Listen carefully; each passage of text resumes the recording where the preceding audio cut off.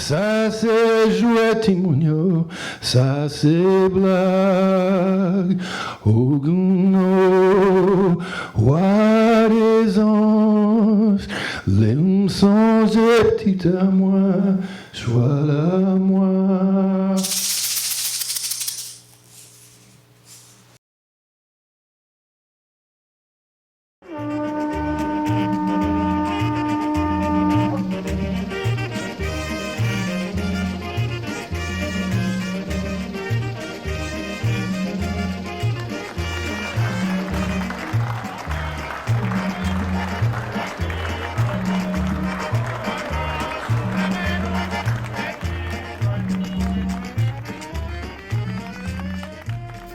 So for us, cinema was just a window open to another world. The world of civilization, the world of light, the world of freedom.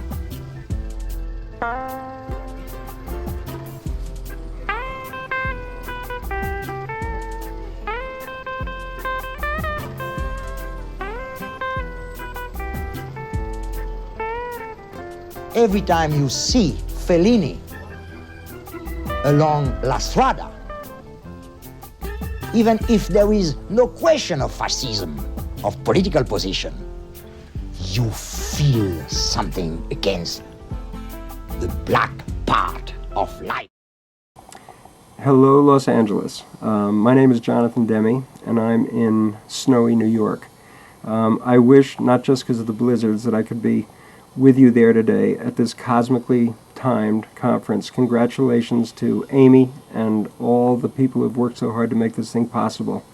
I had planned on being there today with you. I had hoped to be there. I expected to be there, and work here in New York made it impossible for me to get out of town.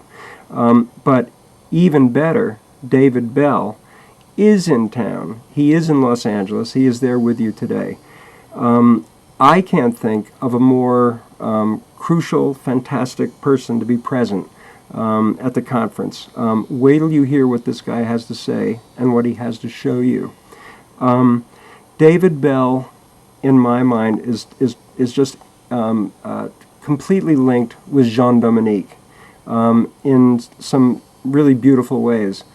Like Jean-Dominique, David Bell, who I know, has a passion for Haiti and the Haitian people, and a deep belief in the potential for a better Haiti in the future. He, like Jean, refuses to give up, and I support this vision tremendously.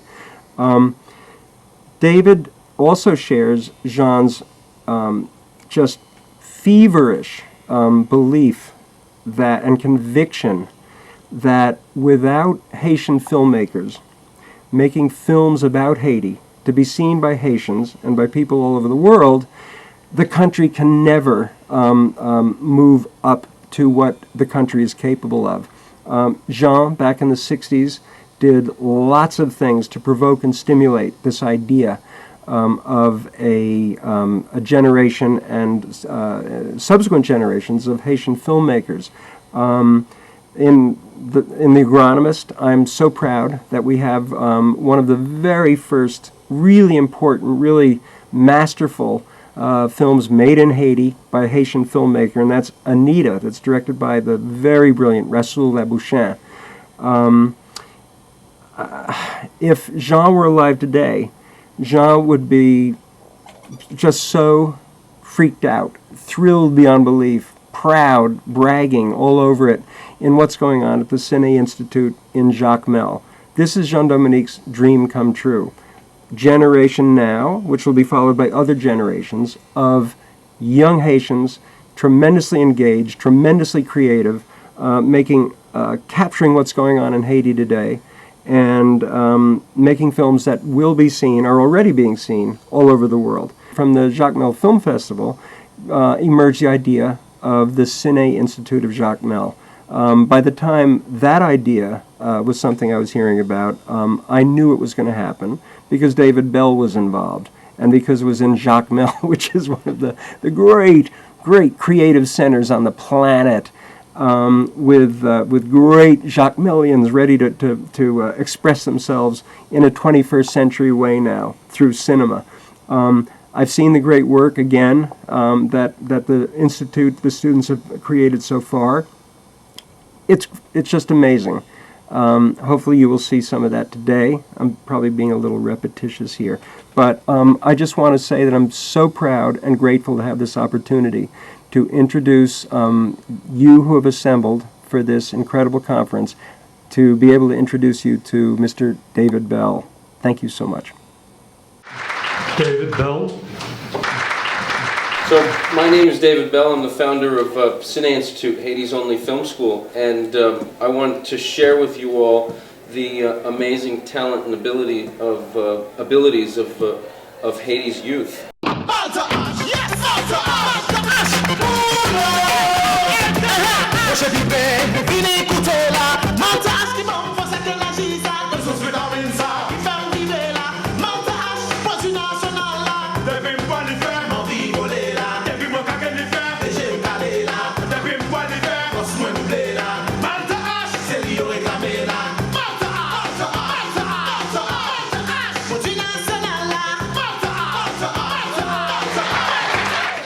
To talk briefly about why we started the film school. One was to give Haitian youth a powerful new medium from which they could express themselves and add balance to what is predominantly very negative reporting about Haiti. And the second one was to create opportunities, to create jobs for them and revenue.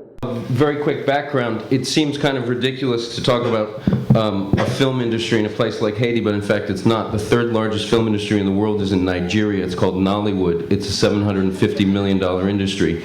They make films for nothing, and they distribute them direct to DVD on the heads of market women who sell them in marketplaces for cheap.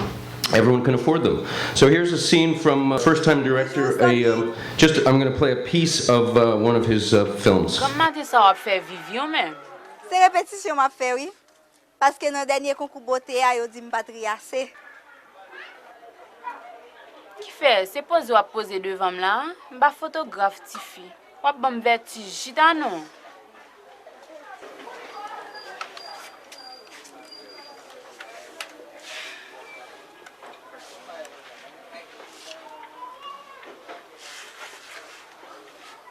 Il y a tout le monde dans la zone a parlé de vous. Tout le monde a dit qu'il ne va pas comprendre.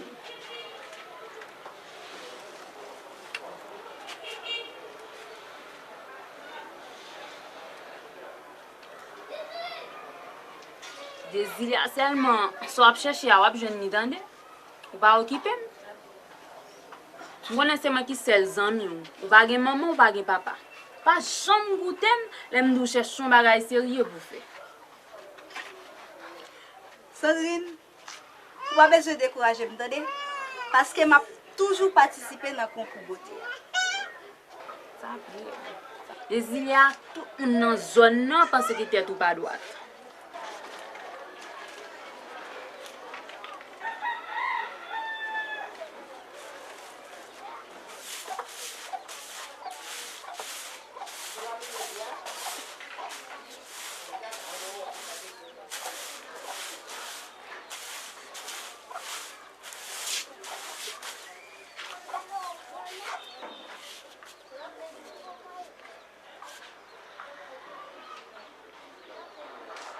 Mesdames et messieurs, notre gagnante, Miss Désilia Diepison!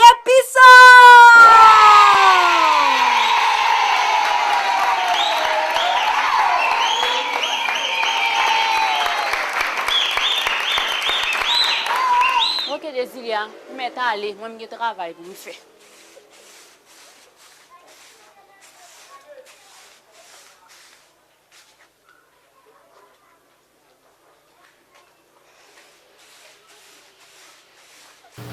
So a very simple scene.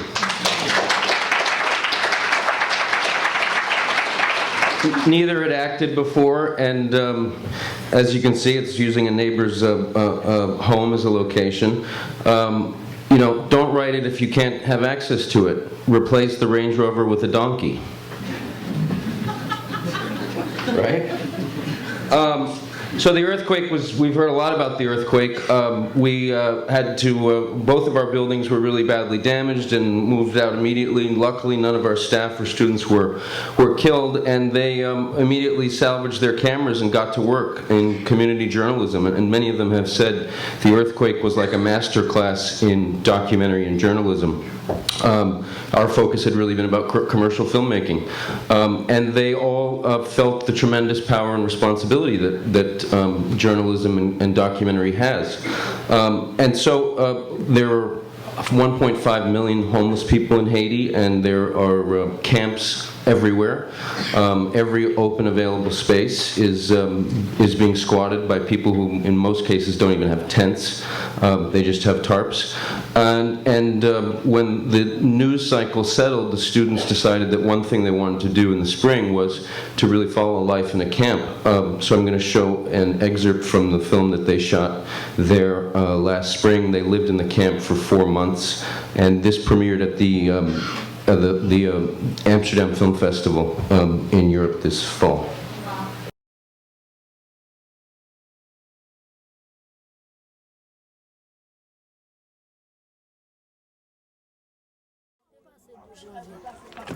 Bab jom liye jou san qui te m'a dit d'où janvier.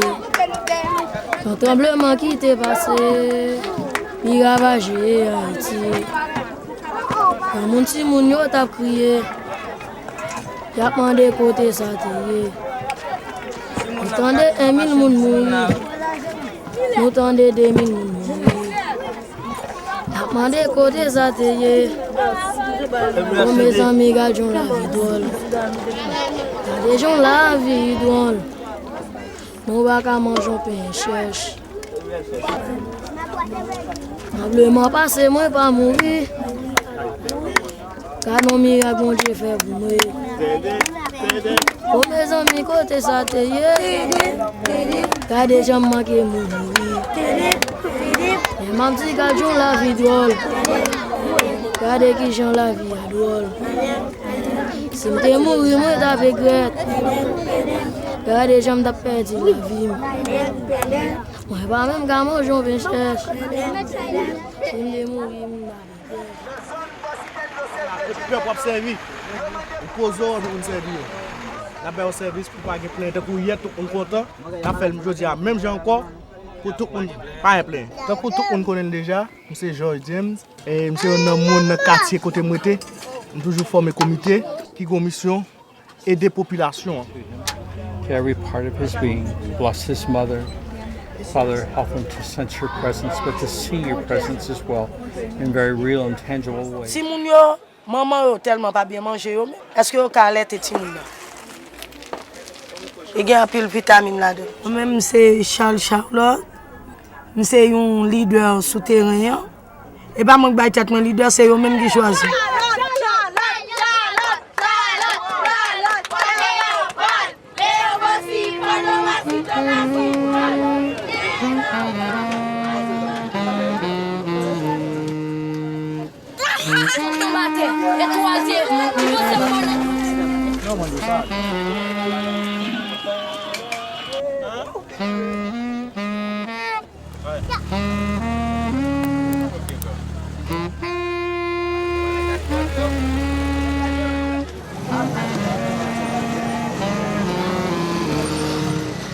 C'est Marie-Renée Pierre. Moi, j'ai 17 ans. Pas petit la réduction de Jean-Baptiste. C'est faire fait avec ma soeur. Et puis, il est tout mourir en bas de tout le monde. Moi, c'est Jouvence. C'est avant 12 janvier. Nous t'avons vécu bien. Après, je viens beaucoup de tremblements de terre passé. Maman m'a cob pendant vol passé du prendre. Nous pas vivre bien. Madame ko l'expire. Si les gens pas gain bagay ça pour bay moun, pas bay moun bagay gâté. Pas dit ça. Depuis qu'il a fait ça, pas dit ça.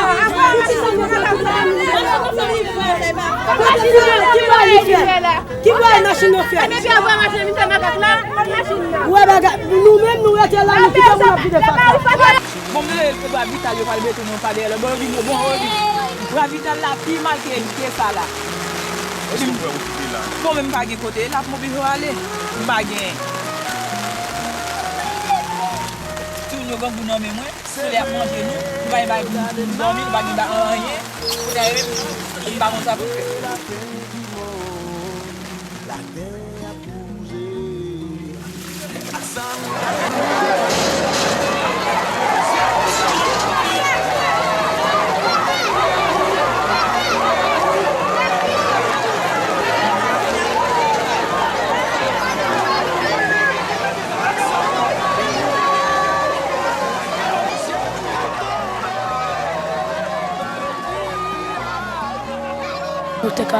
Nous devons mettre tête ensemble pour faire une chaîne de solidarité, pour qu'il y ait un médium. On va faire ça, il y a une fâche à l'autre, il y a envie de bataille.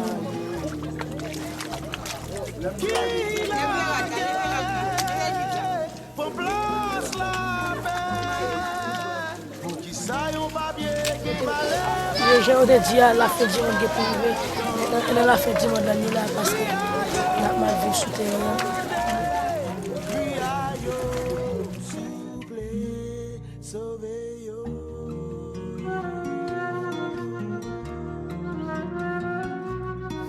Hi, I'm a native of Port-au-Prince and I've lived there most of my life. On January 12, 2010, I experienced the violence of the earthquake inside my house, nearly crushed by the heavy furniture that was collapsing around me.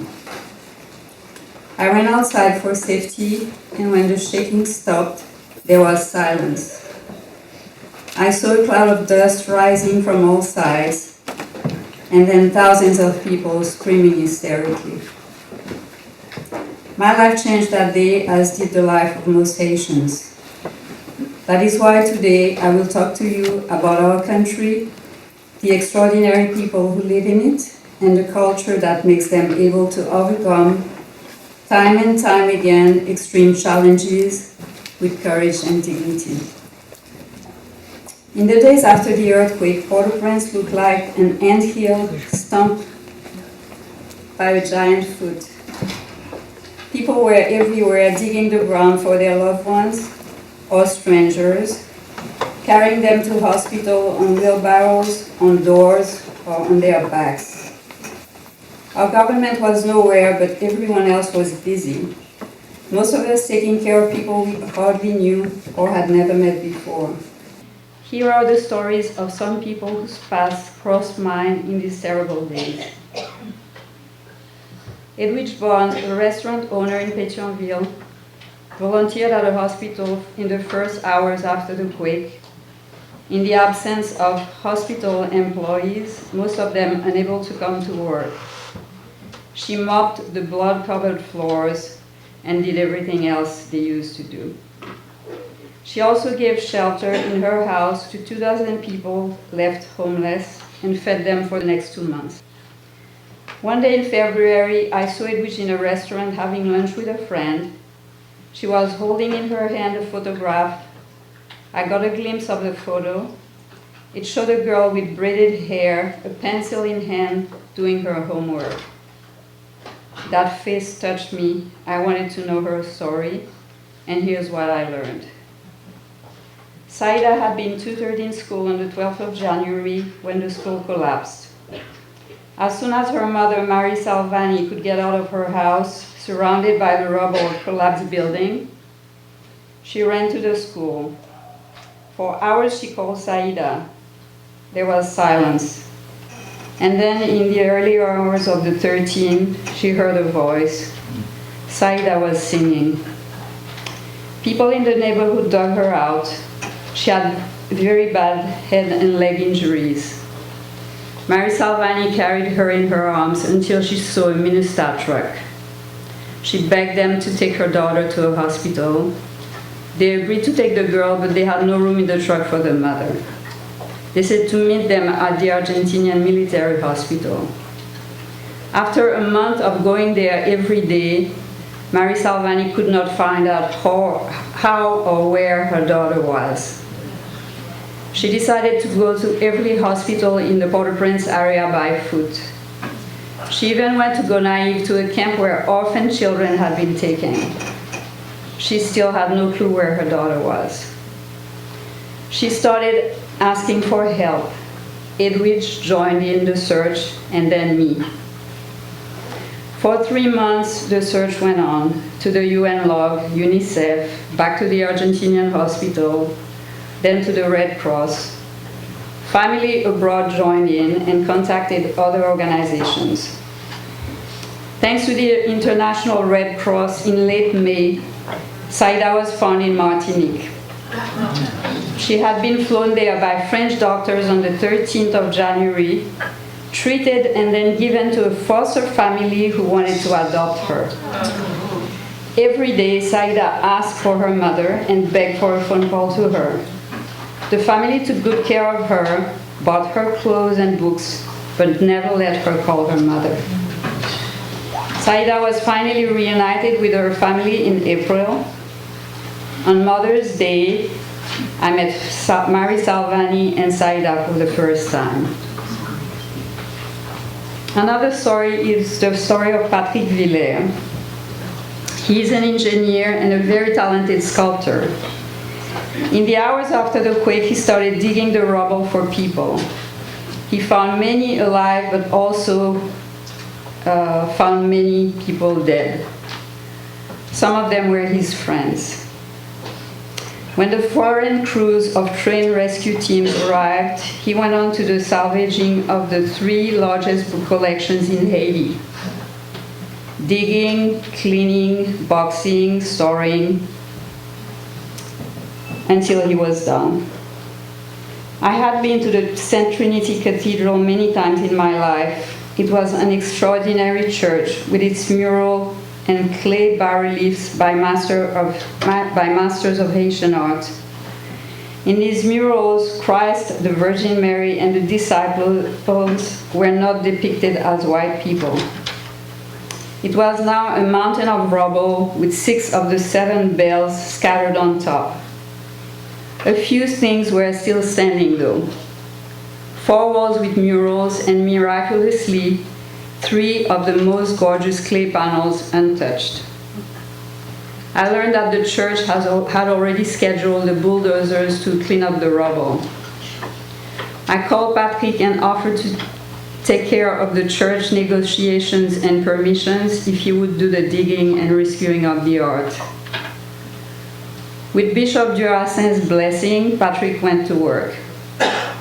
Many treasures were found in the rubble. The 3 large clay panels still standing were saved, and the Smithsonian Center in Port-au-Prince is now working on saving what is left of the murals. I'm sorry, I have to breathe for a second. I had first been to the Museum of Haitian Art a week after the quake with New York Times journalist Mark Lacey and photographer Mike Appleton. We found the main room littered with bits of concrete and masterpieces like Wilson Biget's Adam and Eve and a very beautiful Rigaud Benoit under sand and rubble. In the absence of the director, the museum employees, afraid it might be dangerous, had never entered the room. The journalists and I carried what we could to a cleaner part of the museum and left. A month later, I went back and nothing had changed. The art was still lying on the floor, rubble everywhere. I was upset, but there were more urgent matters to attend, so life went on. 3 months later, I visited the museum again. Nothing had changed in the main room. The director was still absent and had not sent any instructions to his employees. I learned that the door to the storage room was jammed, and I could see some water leaking from the ceiling above it. I called Patrick again and offered to get the right authorizations from the bishop and the board if he would get to work once more. Within a few weeks, Patrick had cleaned, photographed, and inventoried all the art in the main room. He had fixed the door to the storage room, cleaned and inventoried the art there, fixed the shelves that had collapsed, and repaired the leakage. He did all the work with his crew, but never failed to include the museum employees, giving them a renewed sense of pride by talking to them about the fact that they were guarding the largest and most important Haitian art collection in the world. While busy with this very important task, he took the time to organize a canteen to make sure that everyone working, whether a museum employee or a member of his crew, was provided with a good hot meal every day. Patrick's wife was kidnapped 2 weeks ago and thankfully released unharmed 2 days later. My love and respect for my Haitian people, for my fellow Haitians, had grown during this horrendous year. It was like seeing them for the first time. I've always been proud of them and I've always loved them, but during these trying times I was amazed at the beauty and grace of my people, their kindness and strength, and the spirit they expressed when they were singing from under the rubble. I remember that André Pierre said once that this country is like an accordion. At times it is small and at times it's very big. It is the spirit of the people forged by centuries of resistance that makes this country big, and the contribution of its culture important to the world. A nation that produces such people cannot be the poorest nation in the Western Hemisphere. Our wealth is our people and our culture. A people that changed the face of the earth in the 19th century, a culture that gives people the spirit to resist different forms of oppression through religion, music, dance, and painting. Oppression from the most brutal slave system in the history of slavery, oppression from the American occupation and its racist rule, oppression from the Duvalier dynasty, and the democratically elected tyrants that followed. It is a culture where most people are illiterate, but in spite of that fact, it produces a large number of great writers. In 2009, 12 of those writers received important international literary prizes. It is a culture that gave the world in a century Hector Hippolyte, Rigaud Benoit, Georges Liotto, the Saint-Soleil painters, and Mario Benjamin, and more. We have contributed a great deal to the history of the world and continue to do so. It is time for us to hear more about our great heroes, writers, painters, and less about our corrupt politicians and our criminals. Culture is what keeps Haiti alive. We, the people of Haiti, deserve respect. We want our votes to count, and we want our voices to be heard loud and clear.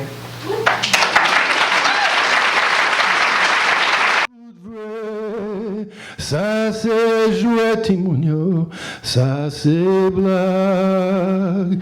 Oh no, roi des anges, les songes petit à moi, sois là moi.